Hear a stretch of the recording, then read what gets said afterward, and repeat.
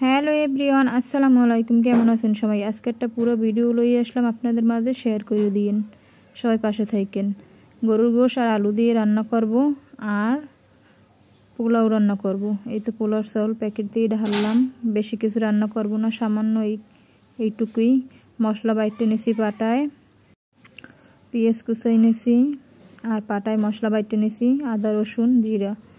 এই তো পেঁয়াজ কিছু দিয়ে দিলাম, রান্না বানায় চলে আসলাম। পেঁয়াজ কুচি দিয়েছি, রসুন বাটা দিলাম, আদা বাটা দিলাম, আর জিরা বাটা দিলাম। বয়স দিতে গেলে শান্তি নাই, বুঝছেন? এদিক দিয়ে কথা কয়, ওদিক দিয়ে কথা কয়। এই তো গোটা মশলা, স্বাদ মতো লবণ, 2 টেবিল চামচ হলুদের গুঁড়া, আর যাইয়া মরিচের গুঁড়া 2 টেবিল চামচ, আর তেল দিয়ে দিলাম। দিয়ে ভালো করে মাখাই নেব। এখন আমি দেশি মুরগিটার গরু গোশটা মাখাইয়েই চড়াই, আমার কাছে ভালো লাগে। আর সব জিনিসই মাখাই রান্না করলে আমার কাছে অনেক ভালো লাগে। ভালো করে মাখাইয়া সামান্য একটু পানি দিয়ে দিলাম, দিয়ে আবার একটু নাড়াচাড়া করে গ্যাসটার পাওয়ারটা বাড়াই দেবো আর কি। পাওয়ার কমান ছিল। এই তো কিছুক্ষণ পরে একদিকে আসবো। আমি এখন রাইস কুকারে পোলাও রান্না করব। পাতিল দিয়ে দিলাম। আর রাইস কুকারটা একটু সমস্যা হয়েছে, তবু আজকে অনেক কষ্ট করে রান্না করছি। তেল দিয়ে দিলাম পরিমাণ মতো। এরপরে পেঁয়াজ কুচি দিলাম, গোটা গরম মশলা দিয়ে দিলাম। দিয়ে হালকা বাদামি করব, বেশি ভাজবো না পেঁয়াজটা। আমি পোলাওটা সাদা রান্না করব, আমার সাদাই অনেক ভালো লাগে, দেখতেও ভালো লাগে আর খাইতেও ভালো লাগে আমার কাছে। এদিকে পানি দিয়ে আমি এটা কষাইতেছি। এই পানিটা পুরো টানবে কষাইয়ে। আমি এরপর এর ভিতরে আলু দিয়ে ভালো করে একটু কষাইয়ে পানি দিয়ে দেবো। এর মাঝে আবার আমার হাজব্যান্ড কলিজা লইয়ে এসছে, আর আমাদের নিজেদের দোকান তো গরুর গোশের, সেও বাজার থেকে আইসে আর কলিজা লইয়ে এসছে। আমি এবার কলিজাটা ভালো করে ধুইয়া দিয়ে দিলাম, আর নাড়তে আছে আমার হাজব্যান্ড। এদিকে আদা রসুন বাটা দিয়ে ভালো করে একটু ভাজা করে নেবো আবার মশলাটা। আমি পোলাওতে আদা রসুন বাটা আমার দেয়াই লাগে, দিলে অনেক ঘ্রাণটা অনেক ভালো আসে, আর খাইতেও অনেক টেস্ট লাগে। ভালো করে একটু কষাবো। আর রাইস কুকার একটু সমস্যা হয়েছে, তবুও রান্না করতে আসি। তারপরে চুলো আমার একটা চুলো নষ্ট।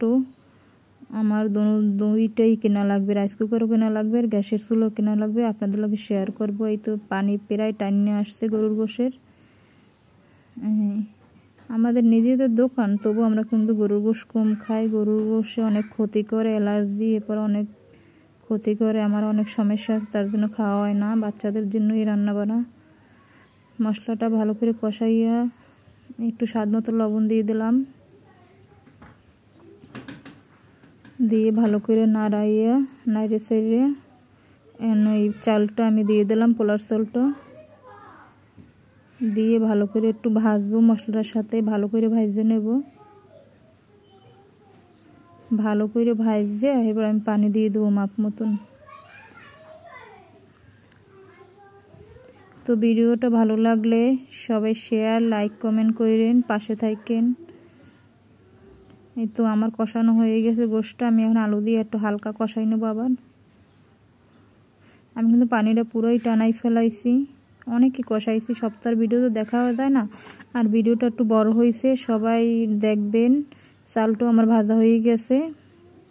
আমি মাপ মতো পানি দেবো। আমি পোলাও রান্না করতে গেলে আমার পানি একটু বেশি হয়, তো আজকে অল্প পানি দিছি। দেখি আজকে কী বিল হয় পোলাওটা। এদিকে আমার গোশটা কষানো হয়ে গেছে, পানি দিয়ে দিলাম মাপ মতো। একটু ঝোল রান্না করব, তো আমাদের ঘরে একটু ঝোল পছন্দ করে সবাই। আর শুক্রবার দিন একটু ভালো মন্দ রান্না করি। আজকে বেশি কিছু রান্না করি নাই, এই গরুর গোশ আলু দিয়ে রান্না করছি, আর পোলাও রান্না করছি শুধু। পোলাওটা কিন্তু আমার হয়ে গেছে প্রায়।